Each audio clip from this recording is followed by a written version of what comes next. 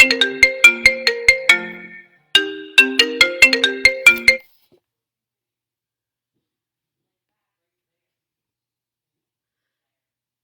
everybody.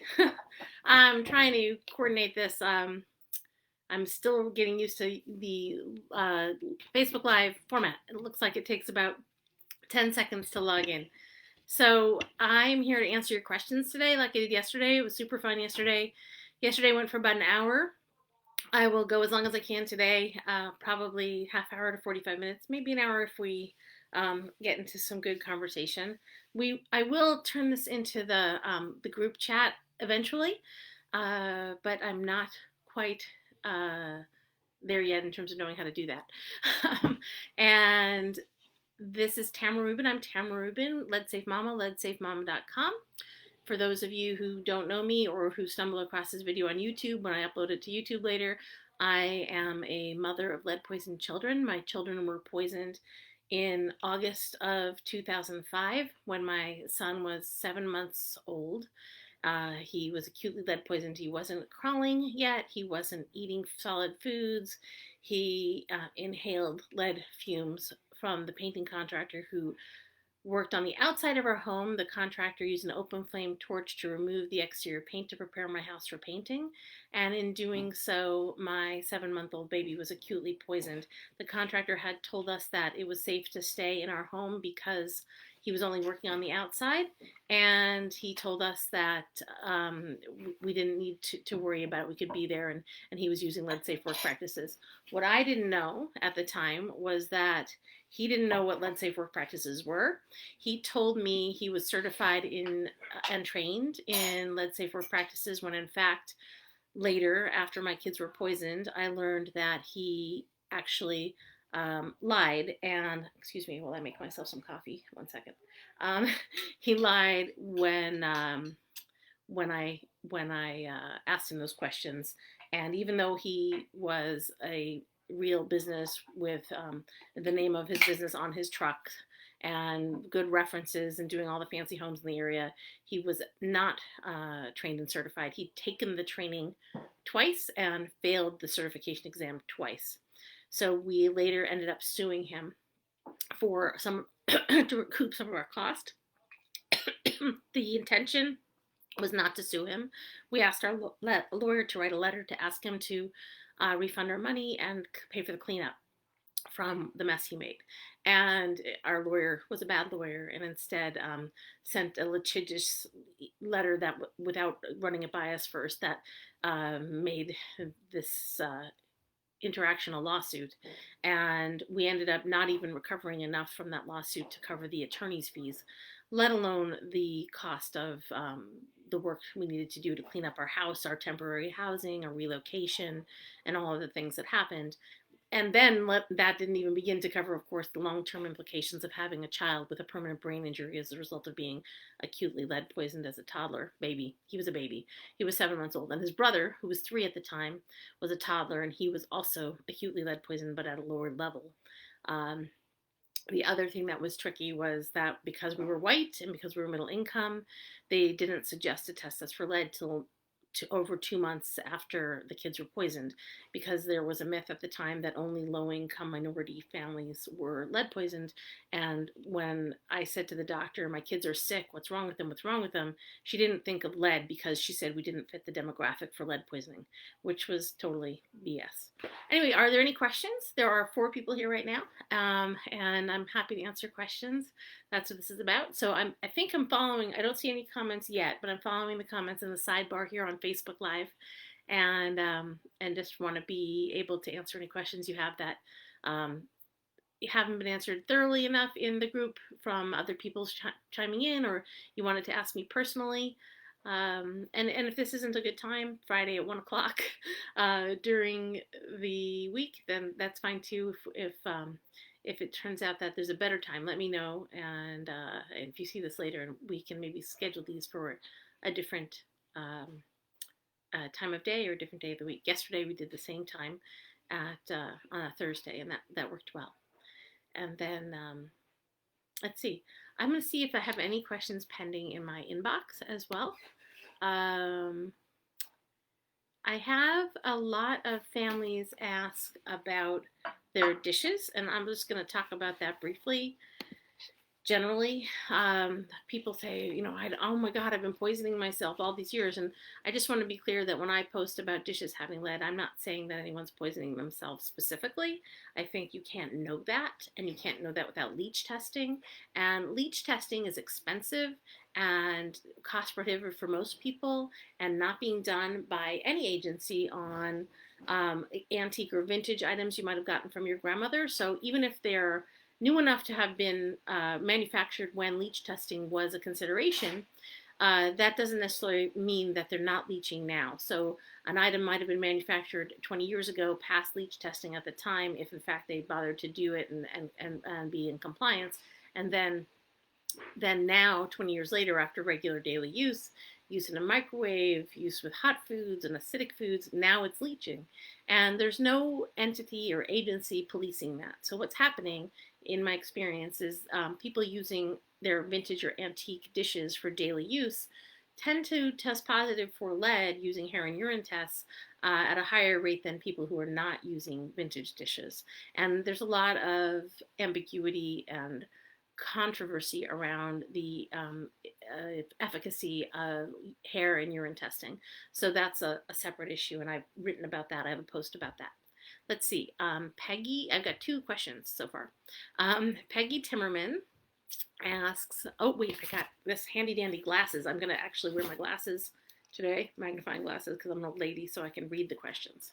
Here we go. Let's see what this says. Peggy Timmerman says, I was told most toys that are made in China are likely leaded. Is this true? Think Target, Walmart, things like that. Okay, Peggy, that is 100% not true. That's the opposite of true. Actually, because of the regulatory measures that have been put in place for mass manufactured items, especially and specifically toys intended for use by children, toys made in China sold at Target and Walmart are more likely to be safe than other toys.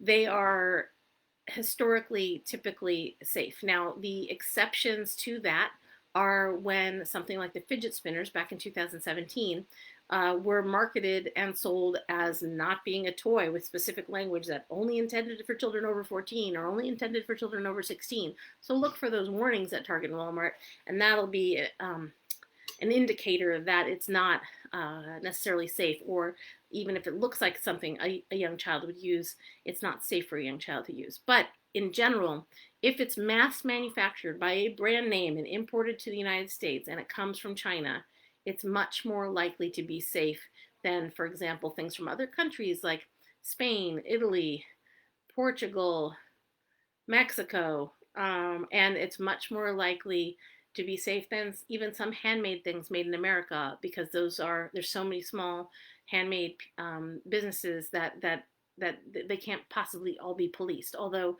I do believe that local small manufacturers making handmade products are making an effort and are aware of the regulatory standards and issues when they're manufacturing products intended for use by children.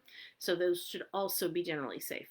But when a mass manufactured product is made and sold to Walmart or Target, they have too much to lose if they mess up. Like, a recall is very expensive and lawsuits are very expensive. So ever since the Consumer Product Safety Improvement Act, which was, I think I got my numbers, I'm thinking it was enacted in 2008. It became enforceable in a tiered way. So it was enforceable in 2009, 10, 11, depending on the product being manufactured. Ever since that act came into being, and that was, it pushed through after the Thomas the Tank Engine recalls, the wooden Thomas toys from 2007 and earlier. Ever since that act became law, we've seen a huge improvement. So when people say, what year are toys safe? I say, anything after 2011. And usually they're surprised. They think I'm going to say anything after 1978, but nope. Toys were toxic all the way into the 90s and early 2000s. All right, Tanya Jacobs. Our vinyl, got to do the glasses thing again. There we go, that's so helpful. Our vinyl non-slip pools for dogs.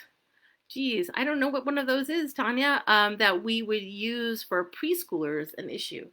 I've never seen a vinyl non-slip pool for a dog, so I'd have to see a picture. So that's the other thing. In this group, in the lead group, here on Facebook, and if you're watching on YouTube, I'll put the lead group link in with the video comment.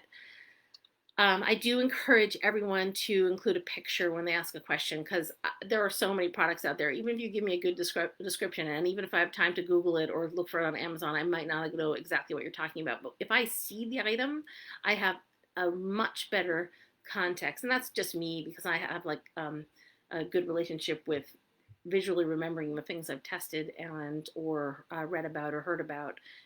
So if I can see a picture, it makes a big difference. And that's one of the reasons, one of the main rules of the group, which just updated, is that you need to include a picture with your post, because then we can really answer you, because otherwise people aren't always sure what you're talking about.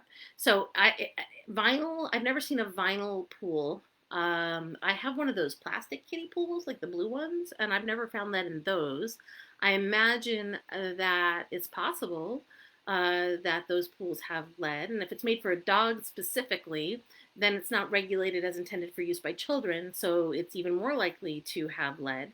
Although I have tested a bunch of modern pet toys recently, and I haven't found the amount of lead in them that I would have expected. So I think the dog dog product manufacturing companies are catching on that people don't want to poison their dogs, and non-toxic doggy toys are becoming more prevalent. However, they aren't regulated in the same way as items intended for use by children, which is kind of an interesting thing, because when my son, who's now turning 24 this month, was a baby, I remember going to the pet store and finding these really cool dog toys. I'm like, oh my God, he would love to play with this. And I bought him a bunch of dog toys to play with, because they had bells and they were rubbery and they seemed like better and cooler than a lot of the baby toys.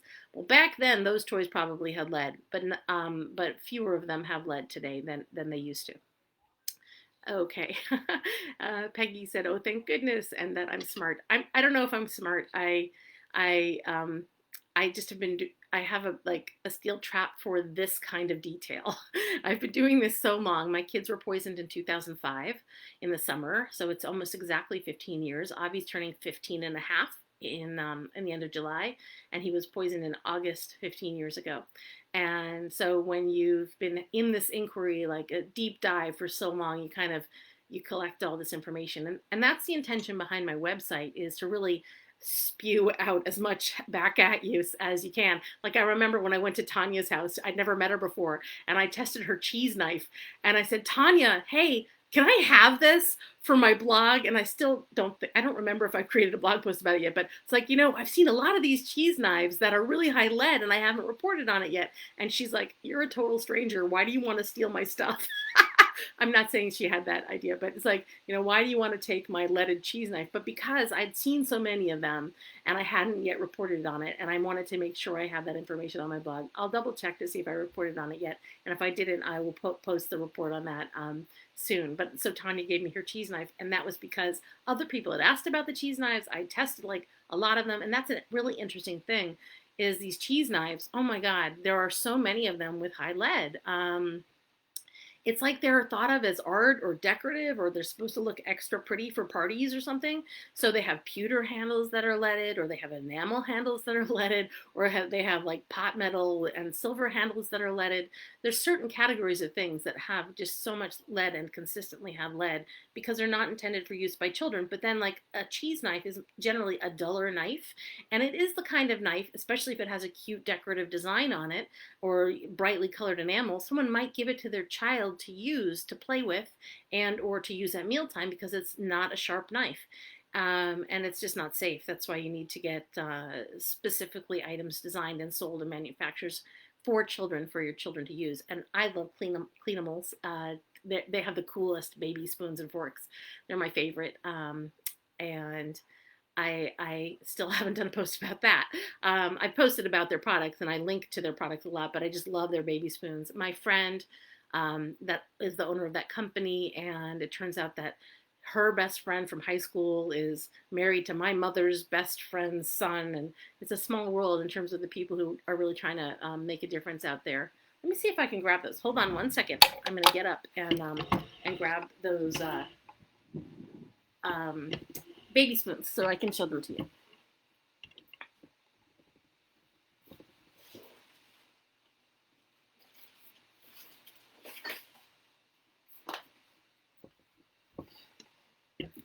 I'm back. So I have a big pile of stuff here. She's Kirsten, the owner of the company, sent for me to send to my cousin because it's interesting. I travel a lot and I bring these with me, and I never had anything stolen from my luggage. But someone stole these from my luggage at TSA. I'm sure they thought, "Whoa, these are cool. I'm gonna steal them." And they're just the neatest little baby spoon. So the long spoon is so mama can feed, and the shorter one is for the baby to feed himself.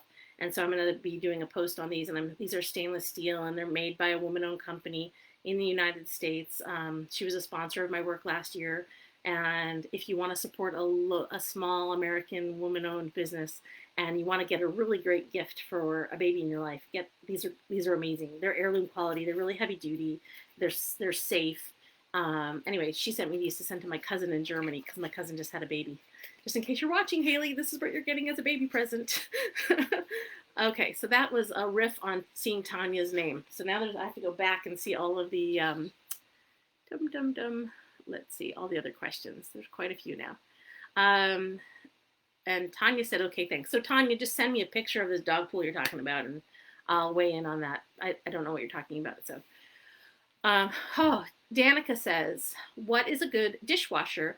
Would love to buy one through a commission link. I don't have a link for dishwashers. I don't like to recommend appliances because there's so many concerns beyond lead in terms of functionality and electronics and all this stuff. And lead is really the least of my concerns when it comes to appliances.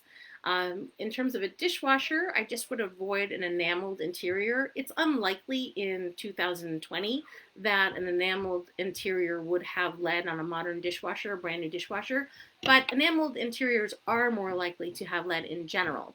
So I definitely think that any appliances with enamel should be avoided if at all possible. And you know, we had a Bosch that was all stainless steel on the outside and the inside, and it was a piece of crap. And we're trying to give it away, and we wash dishes by hand. So maybe I'm not the best person to ask for that. But definitely, look for stainless steel. Look for something with a good energy efficiency rating. And in terms of lead, maybe avoid the ones that have the rubberized coating on the interior components. I don't know if there's ones that have hard plastic or stainless steel interior components. They may or may not have lead in the rubberized coating, but those little fingers that you put the dishes on top of, often that rubberized coating in the older models especially can have lead. Peggy says, thanks for giving us a chance to ask our questions. You're welcome. This is fun. I'm really enjoying this. Are water hoses sold in store safe? Well, I recommend Water Right because I found them, and I found out that they're a local Oregon company, and I think they're made in the USA, and they sell purple hoses. Like, dude, stainless steel, lead-free, purple. I'm sold. And they're really close to my home. Their company is really close to my home. So I really like the Water Right hoses. I have tested the brass components on some of them, and there were some brass components they had that were positive for lead. So I only recommend the stainless steel ones, and I understand those are sold out right now. So if you're going to look for a drinking water safe hose, they do have them. Buy a marine grade hose that's meant for delivering water to the potable water tank of a boat or an RV. That's your best place to bet. Best bet to look. They used to only be white with a blue stripe down the side, and that was an indicator for people hooking up their RV or their boat that the white with the blue stripe was the drinkable water hose. And those are generally lead-free, both in the brass components and in the tubing of the hose. Beyond that, all bets are off. Even ones that are labeled lead-free aren't necessarily lead-free if they're not noted as a potable water delivery system for RVs and boats. There's a lot of hoses. I posted a bunch of stuff on my website of fairly newly manufactured stuff being sold at Walmart that is in the hose section that's leaded. And, is a leaded hose a problem? I think that we want to eliminate all sources of lead in our life. Why not? We can. It's inexpensive to do so, and it's reasonable to do so. And these days, you can buy a lead-free hose for $20, $30, $40. The nice thing about the Water Right hoses also is they specifically made the purple ones smaller so that they were more easily managed by women who have smaller bodies and smaller frames and less musculature, so you can pull them across your garden more easily. And I thought that was a really thoughtful touch. They also have other hoses, not purple. They have a soaker hose that I need to post about. They have an heirloom hose sprayer that's great. But you know, if your kid's drinking out of the hose or you're watering your organic garden, if you're going through the trouble of making sure you have an organic garden and you're feeding your family organic food, why would you want to even possibly add any lead to that? Even if it's trace and not necessarily measurable, it's about our aggregate exposure and all the tiny sources that can add up. And if there are things we can eliminate at a low cost or the same cost as buying a leaded option, why not buy a lead-free one? And I know the hose question is a really hard one because there aren't a lot of lead-free spigots options out there, and there aren't a lot of lead-free sprayers out there. People ask me what kind of sprayer I have. I have the one from Water Right, which I will post about. I actually haven't used yet, but they gave me an heirloom quality, kind of expensive, nice one to try. And they don't have it available on their website, so I didn't think it would be useful to post about it. But I will do that. The one other one we use on a regular basis is plastic, and it's a piece of crap. I don't recommend it, and that's why I don't post about it, because I don't want to tell you, buy this piece of crap. Yeah, it's lead-free, but it's plastic and breaks. And I haven't found a good solution. So a lot of what I do is I find things where there are gaps, there aren't good lead-free solutions, and you, someone out there, you could make $1 million creating these products. I mean, someone out there might watch this and know somebody who can make a hose nozzle inexpensively that's lead-free and market it as lead-free, and that would be excellent. And I'd love to partner with them and do a Lead Safe Mama seal of approval for something like that. But there's a lot of little products like that that just don't exist, and that's why I don't comment on them very often. Let's see. Karina asks, hi, I'm going to put, oh, I keep forgetting to put on my glasses. Karina said, hi, I need to purchase some flatware. Have you happened to test a vintage Cro-Magnon flatware with wooden handles from the 70s and is safe? Well, again, look that up on my blog. Look up this flatware on my blog. I've got lots of examples of flatware, and the posts about flatware on my blog talk about how to choose safe flatware. And the main thing I say in those posts where I've expounded on these ideas is that you really should choose flatware that isn't multi-component, multi-material. Anything that's not all stainless steel has the opportunity for there to be lead at the join point. There can be lead in the finish on the wood. There could be, I have this one that looks like wood. I posted, and I was really surprised. I wasn't really that surprised. It's like a wood composite from the 70s, and I've got it up on the blog. And it has really high lead in this wood composite that's like wood dust mixed with plastic or something. It's really durable and long lasting. It's an old fork or spoon or whatever it is, and you can find it on the blog if you look up flatware or silverware. Also, in terms of using the blog, please use all different keywords. That shorter keywords will get you more results. So look up fork or knife or spoon, and if you don't find what you're looking for there, look up flatware or silverware. But don't look up wooden handled silverware, because if I haven't written it in the exact same order, it won't come up necessarily with that. And then at the top of each blog post are all these little keywords, and if you click on any of those keywords, you'll see all of the related posts with that also have that keyword to scroll through. So I don't know if those are safe. I would need a picture. If you post in the group, please include a picture, Karina, and other people might weigh on it, whether or not they've had that item and they've had it tested. In general, I avoid anything that's a multi-component silverware, and I recommend only a solid stainless silverware. The funny thing is that people want to know what kind of silverware I have. I have some silverware, but I bought it when I got married to my husband 19 years ago, and we got it at Williams-Sonoma, and I hate Williams-Sonoma. I'm working with a lawyer on some potential class action lawsuits for product false advertising and stuff, and Williams-Sonoma is one of the companies who were planning on suing for that. I'm not going to sue them, but I'm advising. And I don't like Williams Sonoma, so I don't want to tell you about my silverware because I don't want you to patronize Williams Sonoma because they, number one, have sold just so many products with lead, and they're just horrible about that. And two, they still sell products with lead. And three, they take no responsibility for it. And four, they actually don't necessarily properly mark or advertise their products as having lead. So the buyer who might buy a product like leaded crystal doesn't know they're buying leaded crystal because it's sold loose on the shelf and not properly marked. So that's why I don't tell you what silverware I have. Plus, the kind I have was really expensive because my husband picked it out before we were broke. Let's see, Kristen Lynn. This is the property card for my. I can't see an image, so it looks like she might have meant to link an image. She said, "This is the property card for my 1949 house. The first floor interior finish says enameled. Are you familiar with this? From some Google searching, I saw some shiny panels. Don't know if that's what it means. We moved in 8 years ago. Some of those walls were painted and some had wallpaper. Do you know how we can tell if they are enameled?" I'm not sure what that means. The walls are enameled? I'm not sure. I guess that's possible, but I'm not familiar with that. Maybe it's just enamel paint. Oh, hi, Tanya. I'm like finally getting to your comment. Tanya laughed, probably about my comment about stealing her cheese knife. Let's see. Kristen Lynn also wrote she can't post a screenshot, and so she'll post it later, and I'll do my best to answer. Again, I'm a visual person, so if you have a question, include an image whenever possible. That helps me get you an answer, and it also helps other people get you an answer. Because you might say, well, I had this toy from 1990. It was like a dollhouse, and it was pink and blue.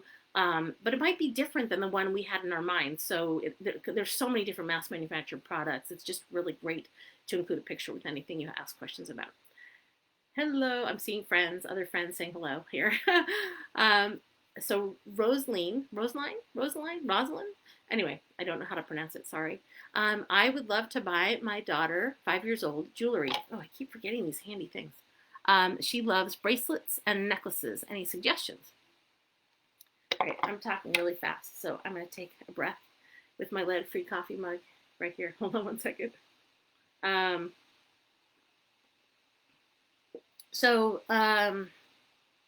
Yes. I have a post about what I suggest for children.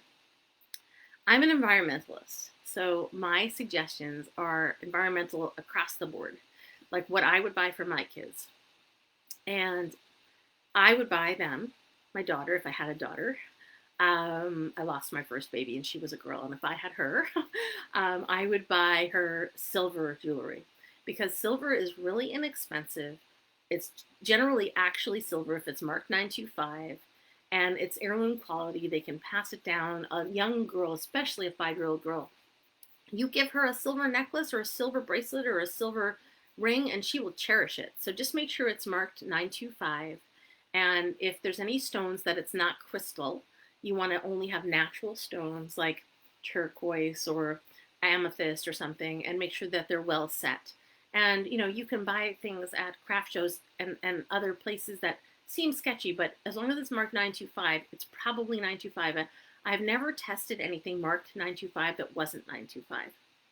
So 925 means that it's 925,000 parts per million silver, and then that means it's only potentially 75,000 parts per million something else. And generally what that means is that 75,000 is usually copper, and not ever, in my experience, toxic heavy metals. That's not the case with antique or vintage silver. And there's a few silver pieces on my blog that are antique, and those can have lead. If they're turn of the century from the 1900s, baby spoons, I tested a few of those and posted those. And also I found out that silver from Africa that's made today using the same techniques that were used to make silver in America 100 years ago. There's small villages in Africa and maybe in other continents too, but in Africa for sure. This one woman who's a follower and friend here, she was a child in Africa and she brought home this African jewelry from the 80s. I think it was from the 80s and 90s, and it all tested positive for a high level of lead, even though it was silver. And what I figured out just by deduction is that they likely use the same lost wax process that that, or whatever the process is called, that results in lead contaminated silver that we used to use here in the United States about 100 years ago, and they're still using that in remote villages that might not have the technology of modern silver production. Okay, next question. So silver, buy your daughter silver if you can. And don't buy them plastic. I mean, I could say, yeah, okay, all the jewelry at Target meant for kids is going to be safe. All the jewelry at Kmart or Walmart that's directed and sold for children and doesn't have a marker that says not intended for children under 15 is going to be safe from a lead perspective. But all that stuff is junk, and your kids are going to throw it out. You want to give your daughter something that she's going to cherish and hand on to her daughters. And for $10 or $15, you can get her a nice silver ring or necklace or bracelet. And maybe she'll have fewer pieces of jewelry that way, but they'll be better, and better for the environment and better for her in the future. Okay. Holly says, my in-laws live, I keep forgetting about these inventions, this glasses thing. My in-laws live on a very old farm. I heard you talking about soil yesterday. Is it likely unsafe to garden there? Is gravel and grass something that can be contaminated? In general, in America, an old farm is going to be safe if you're gardening away from structures and not on the side of an old orchard and away from where vehicles were stored. So don't garden where vehicles were stored. Don't garden near a barn or near a house, and don't garden in an orchard, vehicle stored orchard or near a structure. So as long as you're gardening out in the open away from structures that might have been lead painted, and I'd say, ideally at least 100 or 200 feet away, so that there's, or more at least, so that you don't have that concern. Farmlands should be good, should be healthy, except for those three exceptions where there could be lead contamination of the soil. Orchards were pesticides used in orchards often were high in lead. Lead painted farm equipment is common. So both the paint on tractors and the gas in tractors can have high lead. And obviously an old farm might have lead painted homes. Farmers knew not to paint the barns with lead paint at one point. Then they lost that knowledge somehow, because they knew or learned that if they painted their barn with lead paint, then the cows and the chickens would get sick from licking the barn or digging in the dirt around the barn, and that was unhealthy. But at some point that shifted, because I've tested quite a few paint samples from barns that had high lead. So you can't really say that. And the interesting thing is barns are either red or white, right? Why are barns red or white? Anybody know? The reason barns are red or white is because lead paint comes in two colors: lead red lead, or white lead. And those are the most predominant colors of barns in our country. Now, there used to be milk paint that was white, and there used to be like a rust paint or a blood paint that was red. But those traditional paints that were non-metal based were replaced with lead paint in those same colors by huge marketing initiatives funded by the lead industry to promote their products. Courtney says, hi Tamara, can you talk about lead in food? I've read your blog post about things you avoid for your family, but I know it's in a lot of healthy foods I'd like to feed my kids. How do you think about the risk benefits of food? Any resources for more info? So I have a post on my blog about what we eat. And at the end of that post is a study from Canada that talks about lead in food and parts per billion. And so there's some good information there. I'll try and put that in the links here. I don't have OCD. I don't have concerns about lead. I don't worry about lead. I just take matter-of-fact actions to address these concerns and move forward, because you can't change the past. I mean, my kid has permanent brain damage from being lead poisoned as a baby. I can't fix that. So what I do is I try and make the best choices I can for my family moving forward. So for me, what that means for food is I try to buy whole food ingredients that, I don't buy a lot of products that are packaged food that are pre-made or pre-mixed, to the point where we often make our own flour. We grind our own spices. We buy fresh spices. We used to dehydrate. I don't have time for that anymore. But anything that involves a manufacturing process or processing process with food makes it more likely to have higher levels of lead. And in my film, Dr. Schwartz and his wife, Ronnie Levin, she's a former EPA employee and a professor at Harvard. She talks about how the food with the most lead in it is chocolate. And so I really reduce the amount of chocolate that I eat, and I make my own chocolate bars whenever possible with cocoa nibs or cocoa powder that we grind, or raw cocoa powder from a local company that does batch testing. And I avoid sunflower seeds, and I avoid spinach, and I avoid a few other high lead things that I used to eat a lot of. But I still eat things that I know might test positive. As long as I only eat organic, I wash them well, I buy from reputable companies, and we try and, again, buy as much single ingredient foods as we can, and make our own stuff. With the pandemic, I ended up buying a lot of canned food, and I don't know the profiles of those foods so much, and I didn't worry about it. I just, again, bought organic, and I know new cans don't have lead, and I buy BPA free cans if I buy canned food, and I try to limit my processed food, and we're mostly vegan, so we don't eat meat in the house, and I don't have a concern about bone broth. And there is a concern about bone broth having lead, and a lot of people in the natural food movement think bone broth is a healing elixir, and I understand the science behind that and the thinking behind that. But I also think that there's vegetable-based sources for the same sort of thing. And the problem is lead biomimics calcium in biological structures. So if you're growing and you're lead poisoned as a baby, your brain is high calcium, your bones are high calcium, your teeth are high calcium, and those are going to absorb the lead from your blood.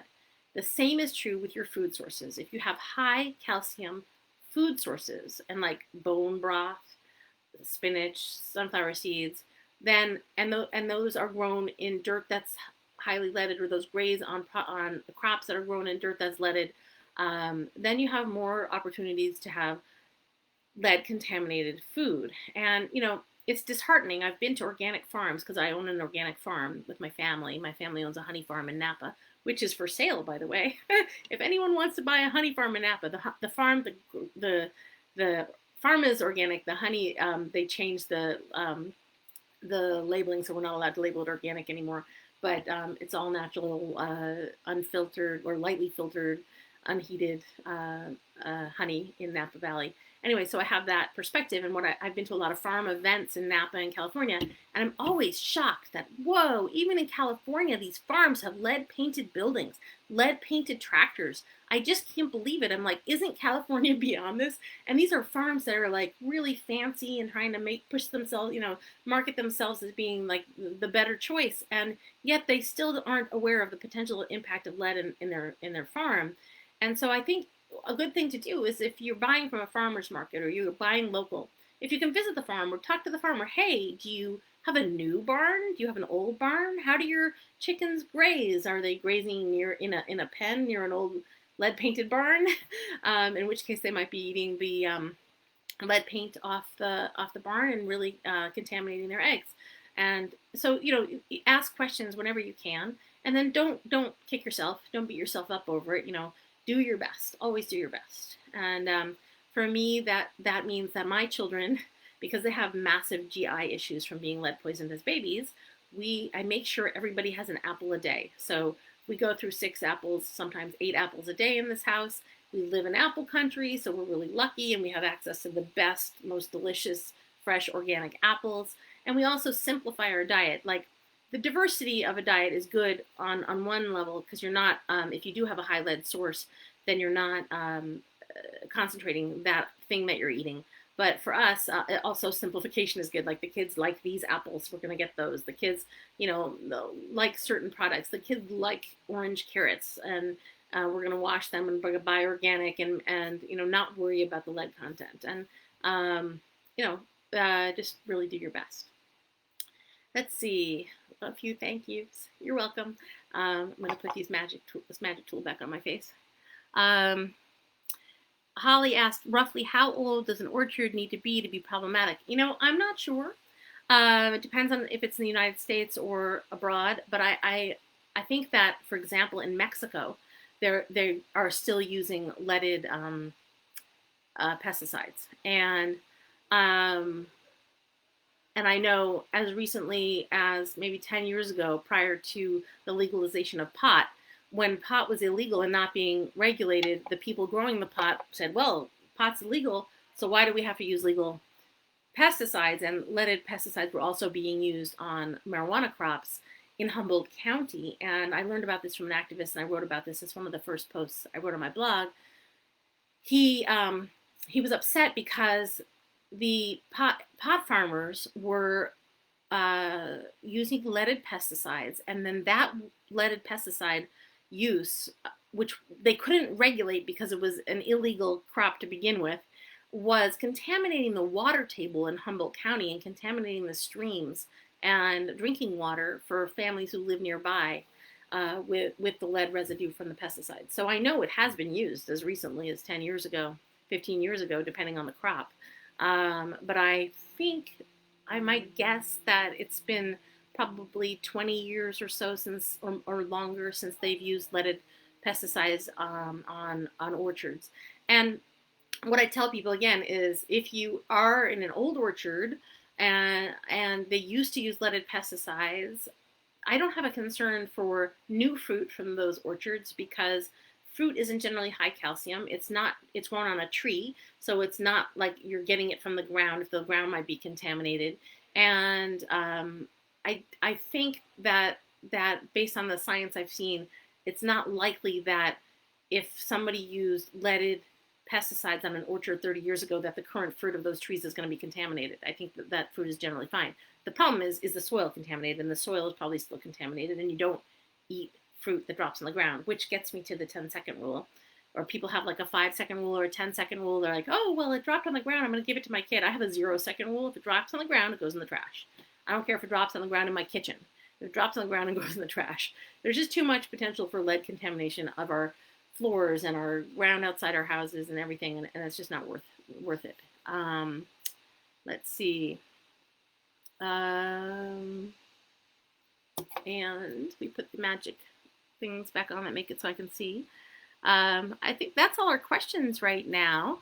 And I don't know if anybody else has other questions, but I do want to encourage you, please consider watching my film if you haven't yet. It's a documentary feature film. I made it to be a theatrical release. I got engaged in this awful lawsuit where people basically were trying to discredit me and lied about things about me and tried to ruin my reputation. It didn't work. I'm still here, still doing what I love doing, helping families with all of your support. But the film didn't get officially finished, and so I published it on YouTube in December, and it's had over, I think, 22,000 views now. And it's really educational and answers a lot of questions. And again, it was made for theatrical release, so it's a real movie. It has music donated by The Who, because they saw clips and they agreed to donate the use of Behind Blue Eyes. It has music donated by Tom Waits. I emailed Tom Waits and asked if he could do some original score. I need like 10 to 20 minutes of original score to finish it. He said, no, I can't do any original score, but you can use anything in my library for free. So we chose 5 Tom Waits songs to integrate into the film. It has footage from my interview with Noam Chomsky years ago, and also from my presentation in Flint, Michigan with Bernie Sanders. Bernie said it was his favorite event of the campaign trail back in 2016. So please watch my film if you haven't yet. And also subscribe to my YouTube channel and give it a like so more people get to see it. I think that the metrics are good if more people comment and such. Let's see. There's another question from Lauren. Can you coat stained glass with a glaze or something to make it safe? No, you can't. Okay? And the reason is that coat is going to wear and deteriorate. I talked about this briefly yesterday as well. The stained glass coatings, like the urethane that you might put over the lead lines on stained glass, will likely yellow over time and make it look yucky and then start peeling. And then these little peeling bits, they have lead dust on the back of them. It's just not worth it. It's just not worth it. So if you're going to have stained glass in your house, put it behind glass, fully encased, so that it can't be touched or interacted with, and any dust that's created stays behind glass. and leave it that way. It's just not worth it. It's not worth having crystal in your house. It's not worth having leaded brass in your house. These are silly things that people shouldn't have. Um, and leaded glass, anything with lead lines. Also, another thing along those lines is if you have fishing gear, please get lead-free fishing weights, especially now it's summer. If people are fishing lead-free fishing weights, they have them in stainless steel, they have them in zinc, a lot of different options. Not only do fishing weights contaminate your fish once they eat them, and you when you're touching them to bait the hook and all of that, but they contaminate the waterways and they contaminate our natural environments and they poison birds and it's just bad news all around. And it's only a few cents more to get lead-free options. Let's see. Christine Marie says, with a stained glass in a door, how often should I clean the floor under it? I can't replace it yet. Well, if I had a stained glass in a door that I couldn't replace, and I have little children in the house, I would get that stuff that is as seen on TV. It's like a weatherproofing that's plastic that you use a hair dryer and it melts it to the window. I don't know if you know what I'm talking about, but I don't know what it's called. But I grew up in Boston, and I remember this stuff where you'd like stick it to the window and then you put the hair dryer on it and it would stick to the glass. So basically you're covering it in plastic until you can deal with it. But also, if you're in a city that has the lead hazard remediation grant from the federal government, you might be able to get a new door. The city of Portland paid for us to get a new door because our door had lead in it. So also a new door doesn't cost that much. You could probably get a new door for between $200 and $400. I mean, a really nice new door can be thousands of dollars, but a temporary new door you would probably get for fairly inexpensively, and then replace it with a better door later. I was so upset when we moved to this house about the door on our house having lead that we just chucked it. We put it in the garage, and we only had a screen door with glass, even though we live in Portland, Oregon, and it was cold in the winter. We had a glass door with nothing else for the first, I think, year and a half that we lived here, maybe 2 years, because I wasn't willing to have a lead door. And Courtney says, can there be lead in oven interiors? And the answer is yes, there can be. I've tested quite a few vintage ovens, the kind that are like the built-in double ovens from the 60s and 70s that have quite a high level of lead in the interior of them, in the enamel.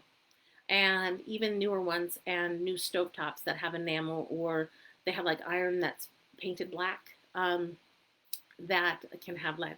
I found lead on stoves and ovens as recently as like 5 years old, 6, 7, 8, 9, 10 years old. And that's a concern. So if you can afford to get a new oven, great. I don't know if that's going to poison you. I don't know at what point using your oven every day for 40 years that has a high lead interior, if that's going to have an impact. I have noticed that these enamel oven interiors are chipping. And I think that, that's a good appliance to replace with a newer one with a stainless steel interior, if at all possible. Avoid enamels if at all possible. And if it's not possible, don't worry about it. Cook in glass, cook in lead-free cookware, and make good choices for your family where you can and where you can afford to. Like me, oh my God, in this house, we have trim that has lead. And so I didn't want the kids interacting with it, so I removed the doors. I removed some of the doors upstairs, and I removed some of the doors downstairs so that we don't have doors that we use, and we have open doorways in a few rooms where we can afford to have open doorways. That was better for me in terms of the potential impact than having a door opening and closing on a leaded jamb in a way that might create lead dust. All right, I think that's all the questions, and we're at 48 minutes. And unless there's any last minute questions, I'm probably going to take off. I need some more coffee. Wait, I'll have another sip of coffee while I'm still on the screen, just in case anybody wants to ask another question. My son came home. I'm so excited. My 24-year-old, he self-isolated in the woods in New York with his girlfriend for a month, and then he came home. So his only exposure was the flight, but he was like covered in a medical gown. His girlfriend's a nurse, and so he wore like a medical PPE gown and medical stuff on his face, and then he like did a sponge bath in the airport and changed his clothes before he got in the car, and he's been using a mask and social distancing, but he's here visiting his brothers, so I'm so happy.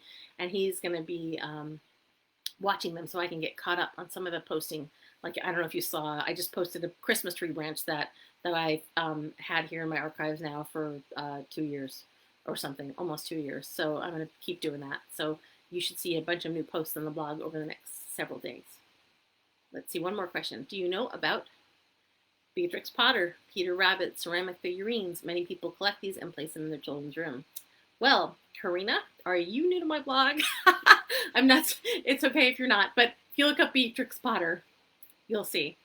I don't have the figurines up, but I have the dishes, and they're among the highest lead children's items I've ever seen. It's really sad. They're made by Wedgwood, and if they're vintage or antique or pre-2008, I mean, I tested one that was from 2007 that was high lead. So they're likely really high lead. And things like that you think are inert. Oh, it's just a little figurine. But basically they're coated with lead. Like the shiny outside of those figurines is fired lead. And it chalks. If you test a lot of those and they're 20, 30, 40 years old, if you test them with a swab, they are likely to test positive with the swab. So they can create lead dust on the counters around the kids. And when I was little, I had a huge collection of those little figurines, and I played with them. They were my favorite toy. I had a miniature collection. I had a miniature at a dollhouse that I built. I think I had probably between 400 and 500 miniatures when my house burned down when I was 30 something when we moved to Portland. And I lost all of it then, and I was sad about it. But in retrospect, knowing how bad those things are, I'm glad I didn't have them to pass to my children. I had the figurines, I had little furniture, I had little tiny brass, fireplace sets. I had little leaded figurines that I bought in Paris across from the Louvre that were at a little tiny metro. It was so beautiful. Like, I don't know if you guys have ever been to Paris. I lived in Paris, so my mom bought this for me, but it was like the metro filigree ironwork made in tiny miniature, made of lead and painted with lead paint. And then I had like a little dog and a little girl and a Paris policeman, and all of that was destroyed in the fire. And that was, like I said, a blessing in disguise. And also interesting that people don't talk about when your house burns down and all this leaded stuff burns up in the house. Everything in your house is now lead contaminated. So it's very frustrating to me that these recovery companies that do recovery after a fire are just talking about restoring your things so they look nice. They don't restore them so they're non-toxic. They still are covered with lead dust. And I actually saved my son's Tickle Me Elmo that melted in the fire, where the fire was in 2002, and I still have it in a box. And I've never tested the outside of it, but I saved it so that I could. Because I was wondering how toxic it was and it had like a melted eyeball and stuff. So I think I'll do a lead test kit, a dust wipe sample on the outside of that to see how much lead dust came off from the fire onto the doll. I also have a few other items like that I saved from our fire that were sentimental and melted funny and kind of interesting. So it's 14 hours. Oh, it's 2 o'clock. My computer just told me that, and so I should probably go now. Thanks for being here, everyone. And I don't know if you saw my chat yesterday, but it's a particularly difficult month for us this month. I applied for the SBA loan in support of my business, but my website traffic's down. And so that means my income's down. And I was finally to a point where my business would be self-sustaining. So the income I earned from you guys sharing my blog post was paying my bills. But then that tanked in March. And so that's not the case anymore. So I was hoping this, like in January, February, early March, I was like, yay, I don't have to ask for contributions in support of the work I do anymore. But that changed. So if you are able to make a contribution of any kind, I'm not a nonprofit. It's not tax deductible. It just supports me doing what I'm doing, making it possible for me to rent or hopefully buy and refurbish these XRF instruments that are, I have this opportunity, and register them so that I can continue to do testing, and also so that I can register them when I go to different states so I can do additional testing and events in different states. And your contributions make this possible. That's why I have everything on the blog free of charge. People say, oh, put it behind a paywall, put it behind, I don't know, Patreon or these different things. And I'm like, no, I don't want people to have to pay for this information. I want this information to stay free. So if you can make a contribution this month, it's really tight this month. And it's been good until now. We've had a great time. This whole COVID-19 period has been okay for us, and I knew in advance that July was going to be hard because that things started tanking in March.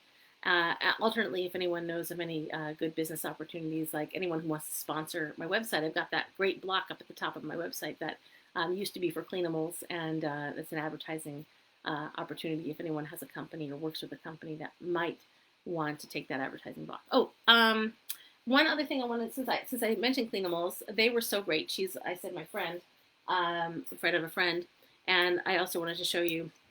She's brilliant.